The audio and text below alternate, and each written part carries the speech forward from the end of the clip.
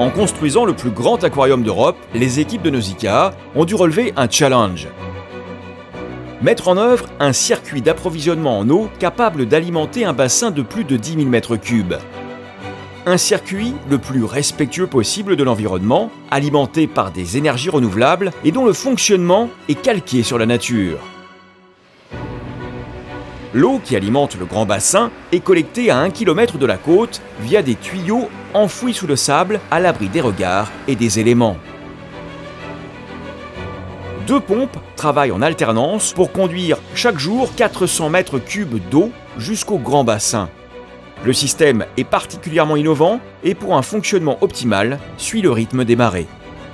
On a mis en place un système qui nous permet d'adapter le volume des pompes qui captent l'eau de mer en fonction du rythme des marées.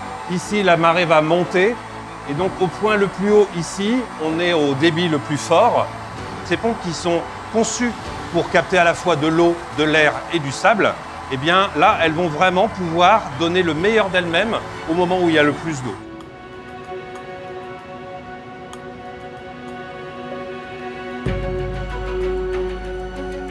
Ici débute le circuit de l'eau et un premier contrôle, la salinité. Si l'eau n'est pas suffisamment salée, elle retourne à la mer. Si le taux est correct, elle poursuit le circuit.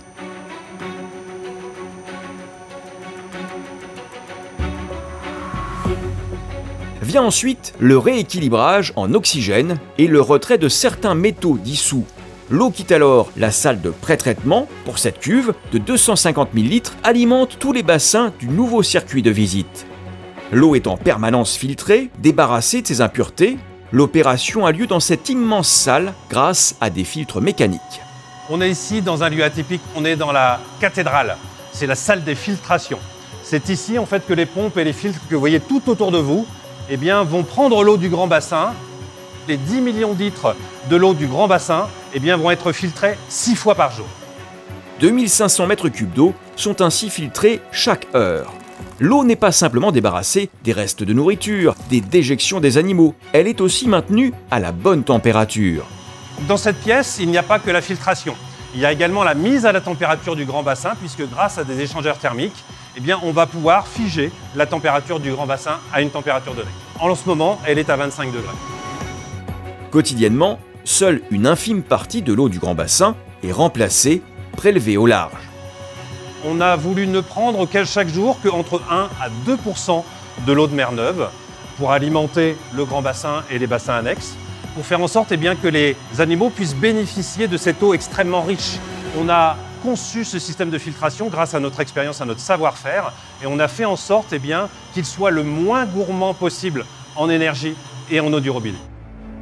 Aux 12 filtres mécaniques de la cathédrale s'ajoute un système complémentaire qui travaille en parallèle et qui œuvre comme le ferait la nature aux abords de l'île de Malpelo.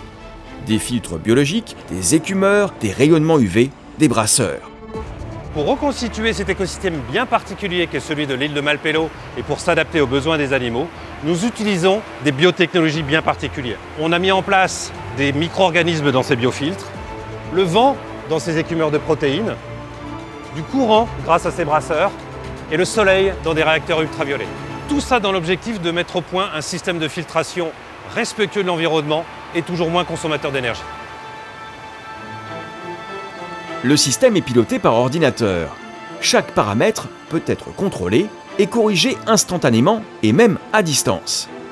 Sur la quantité d'oxygène dissous disponible, voilà, on peut voir la courbe qui varie en gros de 98,6 à 99,2. Donc on a un taux d'oxygène qui est très très stable. Les filtres mécaniques sont régulièrement nettoyés. Mais là encore, par souci du respect de l'environnement et de l'usage raisonné de l'énergie, les filtres sont lavés non pas avec de l'eau de ville, mais grâce à l'eau du grand bassin destinée à être remplacée.